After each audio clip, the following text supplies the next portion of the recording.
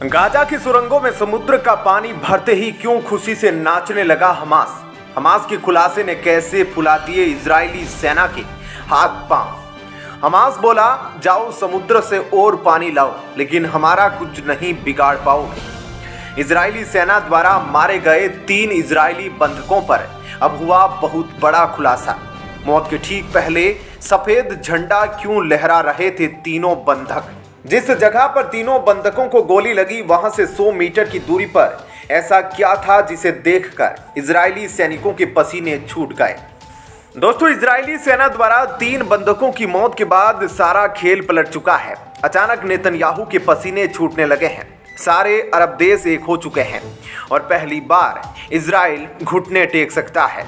Israel के ऊपर चारों तरफ से हमले हो रहे हैं। यमन के हूती, लेबनान के हिजबुल्ला के साथ साथ तुर्की, सीरिया, जॉर्डन, ईरान, इराक सभी फिलिस्तीन के समर्थन में खड़े हो गए हैं। यमन के हूती विद्रोहियों ने तो भूमध्य सागर से जा रहे लगभग सभी जहाजों को टारगेट करना शुरू कर दिया है। वहीं हिजबुल्ला लगातार इजराइल के ऊपर रॉकेट भेज रहा है, जो इजराइल कल तक युद्ध विराम करने को तैयार नहीं था। अमेरिका भी युद्ध विराम के खिलाफ वीटो करता था। अब वही इजराइल अचानक ताबड़तोड़ मीटिंग पर मीटिंग क्यों करने लगा है।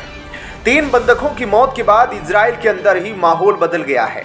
अब इजराइल के प्रधानमंत्री चाहते हैं कि जल्द से जल्द युद्ध विराम घोषित किया जाए और सभी बचे हुए बंधकों को आजाद कराया जाए। इसके लिए उन्होंने कतर के साथ मीटिंग के लिए अपने अधिकारियों को रवाना कर दिया है। इस पर हम आगे चर्चा करेंगे। उधर गाजा की सुरंगों से भी एक बड़ी खबर सामने आ रही है। इजरायली सेना द्वारा गाजा की सुरंगों में पानी भरना शुरू करने के बाद अब हमास ने बड़ी धमकी दी है। हमास ने कहा है कि उन्होंने सुरंगों को इसलिए बनाया ताकि इजरायली उन्हें पकड़ नहीं सके। हमास के एक बड़े नेता ने कहा, यह सुरंगें हमारे रेजिस्टेंस का हिस्सा है और इसे बनाते समय सभी तरह के हमलों और परिणामों को ध्यान में रखा गया है। इन सुरंगों को कुशल और जानकार इंजीनियरों ने बनाया है और उन्होंने बनाते समय समुद्र के पानी को छोड़े जाने को भी ध्यान में रखा है। बताया जा रहा है कि हमास ने सुरंगों के अंदर भी कई लेयर बनाए हुए हैं। अगर ऊपर के लेयर में पानी भर भी जाता है, उसके बावजूद भी नीचे के लेयर में आराम से हमास के लड़ाके उछल कूद करते हुए बाहर निकल सकते हैं। कुछ लोग तेजाब वाली थ्योरी भी दे रहे हैं। ये सुरंगें हमास के प्रतिरोध का अभिन्न हिस्सा है, जिसमें समुद्र का पानी भी डालने पर कुछ नहीं होगा। हमास का यह बयान ऐसे समय पर आया है जब इजराइल ने कुछ सुरंगों में समुद्र का पानी छोड़ना शुरू कर दिया है। हमास के नेता ओसामा हमदान ने सुरंगों की पहचान के बारे में पूछे गए सवाल के जवाब में लेबनान में कहा कि इन सुरंगों को बनाते समय इंजीनियरों ने सभी तरह के हमलों को ध्यान में रखा है। ओसामा की इस बात को सुनकर हमास के लड़ाकों में जश्न का माहौल है। वे सभी झूम झूम कर नाच रहे हैं, क्योंकि अब उन्हें सुरंग में पानी भरने के बावजूद भी कोई खतरा नजर नहीं आ रहा है। इससे पहले इजराइल ने अमेरिका को बताया था कि उसने भूमध्य सागर से सटे इलाके में काफी जांच के बाद उसे हमास की कई सुरंगों का पता चला है। इजराइल ने अमेरिका को आश्वासन दिया है कि वह केवल उन्हीं सुरंगों को तबाह करेगा जिनमें उसे पूरा भरोसा है कि बंधक मौजूद नहीं है। हमास के नेता ने यह भी कहा कि जब तक पूरी तरह से सीज फायर नहीं होता है तब तक हमास किसी भी बंधक को न छोड़ेगा और न ही बातचीत करेगा। लेकिन 3 बंधकों की मौत के बाद इजराइल में लोगों का गुस्सा नेतन्याहू के खिलाफ अचानक भड़क उठा है। इजराइल में चारों तरफ अपने ही प्रधानमंत्री के खिलाफ प्रदर्शन हो रहे हैं। उनकी मांग है कि जल्द से जल्द सभी बंधकों को सुरक्षित वापस लाया जाए। गाजा में जारी खून खराबा एक बार फिर से रुक सकता है। इसको लेकर इजराइल और कतर बातचीत के लिए फिर से तैयार हो गए हैं।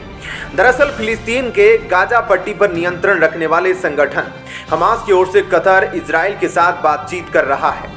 वॉल स्ट्रीट जर्नल की रिपोर्ट के अनुसार इजरायली और कतरी अधिकारी नॉर्वे में मिलने वाले हैं। इस मुलाकात का लक्ष्य युद्ध विराम के बदले गाजा में हमास द्वारा बंधक बनाए गए लोगों की रिहाई और इजरायली जेलों से फिलिस्तीनी कैदियों की रिहाई के बारे में बातचीत को दोबारा शुरू करना है।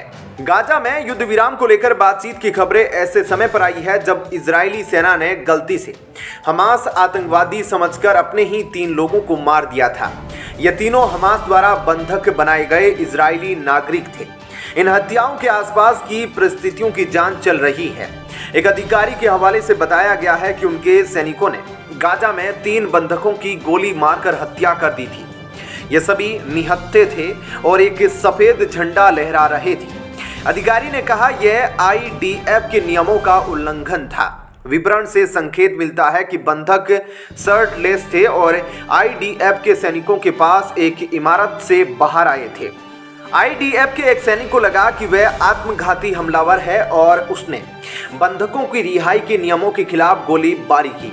इसके चलते 2 बंधकों की तत्काल मौत हो गई, जबकि तीसरे की बाद में मौत हुई। उन्होंने आगे कहा कि इलाके में लड़ाई एक कठिन चरण है, क्योंकि आतंकवादी नागरिकों के पोशाक में जाल फैलाने के लिए आगे बढ़ रहे हैं। अधिकारी ने बताया कि 3 लोग हमारे सैनिक की स्थिति से 10 मीटर की दूरी पर एक इमारत से बाहर आए। सैनिकों में एक को खतरा महसूस हुआ और उसने गोली चला दी। IDF के 1 से अधिक सैनिकों ने बंधकों पर गोलियां चलाई। उन्होंने कहा सफेद झंडा लहराना हमारे नियमों के खिलाफ था और आगे भी कोई इसे लहराते हुए पाया गया तो हम इसे फिर से दोहराएंगे। IDF के इस बयान से भी इजरायली लोगों में आक्रोश का माहौल है। अधिकारी ने यह भी कहा कि जिस इलाके में बंधकों को गोली मारी गई वहां भीषण लड़ाई चल रही है और आतंकवादी नागरिकों की वेशभूषा में घूम रहे हैं। उन्होंने स्नीकर्स और जीन्स पहन रखी है, वह हमें जाल में फंसाने की कोशिश कर रहे हैं। अधिकारी ने आगे कहा बंधकों को गोली लगने वाले स्थान से सैकड़ों मीटर की दूरी पर एक इमारत थी जिस पर SOS के निशान थे और हम भी ये देखने की कोशिश कर रहे हैं कि उस इमारत और बंधकों के बीच कोई संबंध था या नहीं। क्या SOS लिखे इमारत में ही ये सारे बंधक छिपे हुए हैं, इस बात की भी पड़ताल जारी है। अगर इजरायली सैनिकों को अपने बंधकों का ठिकाना मिल जाता है तो फिर से यह युद्ध इजराइल के पक्ष में चला जाएगा। इस बीच इजरायली सेना उत्तरी वेस्ट बैंक शहर जेनिन और उसके शरणार्थी शिविर से हट गई है। इससे 3 दिन से जारी सैन्य अभियान समाप्त हो गया है। फिलिस्तीनी सुरक्षा सूत्रों ने यह जानकारी दी है। सिन्हुआ समाचार एजेंसी ने सूत्रों के हवाले से बताया है कि ऑपरेशन के दौरान इजरायली बलों ने सैकड़ों घरों पर छापा मारा और दर्जनों फिलिस्तीनियों को गिरफ्तार किया। स्वास्थ्य मंत्रालय ने एक बयान में कहा कि सैन्य अभियान में 12 फिलिस्तीनी मारे गए हैं। इजरायली सेना ने कहा कि जेनिन में भवन सर्वेक्षण करते समय उसके सैनिक फिलिस्तीनी आतंकवादियों की गोलियों और विस्फोटकों का शिकार हो गए। इससे उन्हें जवाब देने के लिए मजबूर होना पड़ा। कुल मिलाकर देखा जाए तो अब इजराइल धीरे धीरे अपने हाथ पांव समेटने लगा है। अमेरिका भी उसे धमकी दे चुका है कि अगर उसने गाजा के मासूमों की चिंता नहीं की तो फिर इजराइल दुनिया के सभी देशों का समर्थन खो देगा। हालांकि अमेरिका एक लंबी युद्ध की तैयारी के साथ अपने युद्धपोतों को इजराइल के नजदीक तैनात किया था। उसने UNSC में भी अपने दोस्त इजराइल के लिए युद्ध विराम के खिलाफ वीटो का इस्तेमाल कर दिया। इसका मतलब साफ है कि अमेरिका इजराइल का किसी भी हालत में साथ छोड़ने वाला नहीं है। ऐसे में क्या कहना है आपका इस खबर पर? जय हिंद, जय भारत।